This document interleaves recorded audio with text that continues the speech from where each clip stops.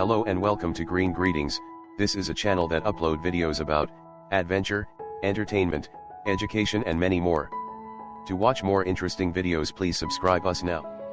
So our today's video topic is top 5 things that you use every day.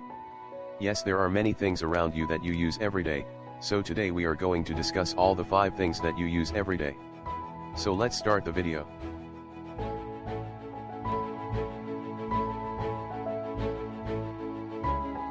Number 1. Smartphone.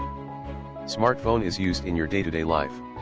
A smartphone is a mobile device that combines cellular and mobile computing functions into one unit. They are distinguished from feature phones by their stronger hardware capabilities and extensive mobile operating systems, which facilitate wider software, internet, and multimedia functionality including music, video, cameras, and gaming, alongside core phone functions such as voice calls and text messaging. Smartphones typically contain a number of metal oxide semiconductor integrated circuit chips, include various sensors that can be leveraged by their software such as a magnetometer, proximity sensors, barometer, gyroscope, or accelerometer, and support wireless communications protocols such as Bluetooth, Wi-Fi, or satellite navigation. Early smartphones were marketed primarily towards the enterprise market, attempting to bridge the functionality of standalone, personal digital assistant, or PDA devices with support for cellular telephony, but were limited by their bulky form, short battery life, slow analog cellular networks, and the immaturity of wireless data services. These issues were eventually resolved with the exponential scaling and miniaturization of most transistors down to sub-micron levels, the improved lithium-ion battery, faster digital mobile data networks, and more mature software platforms that allowed mobile device ecosystems to develop independently of data providers.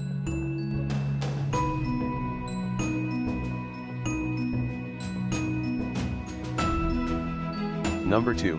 Personal computer. A personal computer or PC is a multi-purpose computer whose size, capabilities, and price make it feasible for individual use. Personal computers are intended to be operated directly by an end user, rather than by a computer expert or technician.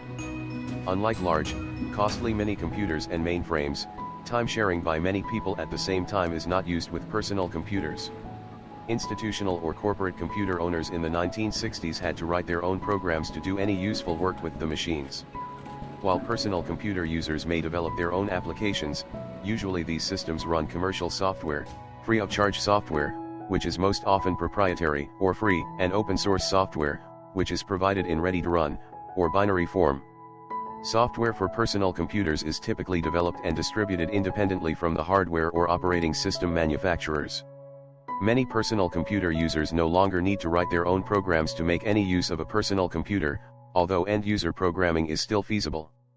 This contrasts with mobile systems, where software is often only available through a manufacturer-supported channel, and end-user program development may be discouraged by lack of support by the manufacturer.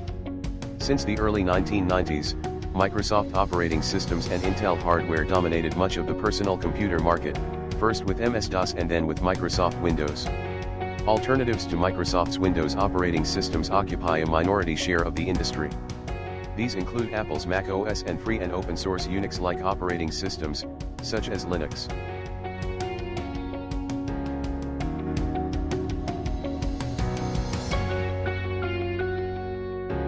Number 3.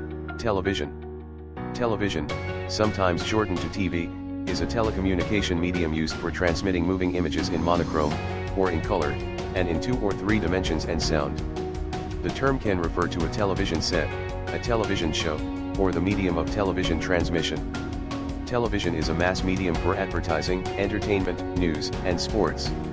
Television became available in crude experimental forms in the late 1920s, but it would still be several years before the new technology would be marketed to consumers. After World War II, an improved form of black and white TV broadcasting became popular in the United Kingdom and United States, and television sets became commonplace in homes, businesses, and institutions. During the 1950s, television was the primary medium for influencing public opinion.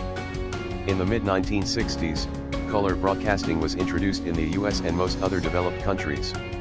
The availability of multiple types of archival storage media such as Betamax and VHS tapes, high-capacity hard disk drives, DVDs, flash drives, high-definition Blu-ray discs, and cloud digital video recorders has enabled viewers to watch pre-recorded material such as movies at home on their own time schedule.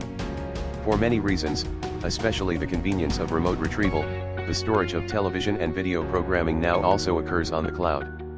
At the end of the first decade of the 2000s, digital television transmissions greatly increased in popularity.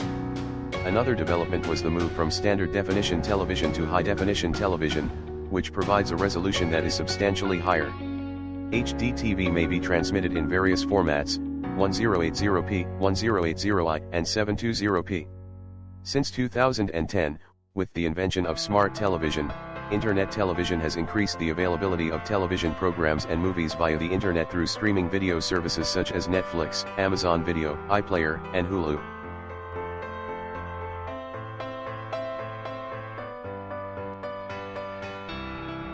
Number 4, Refrigerator.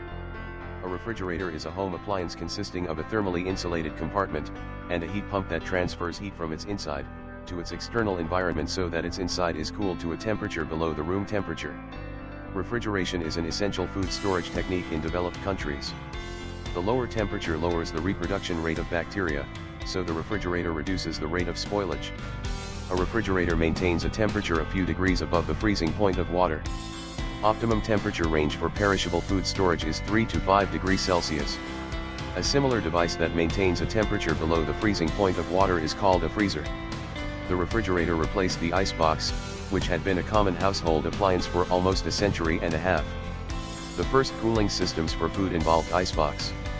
Artificial refrigeration began in the mid-1750s, and developed in the early 1800s.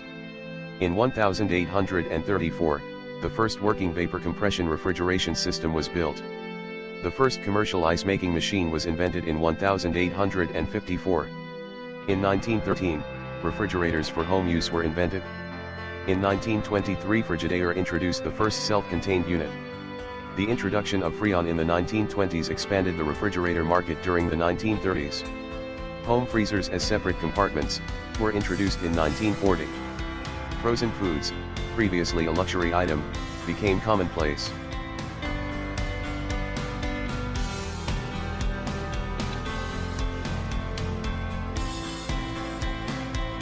Number 5, Washing machine.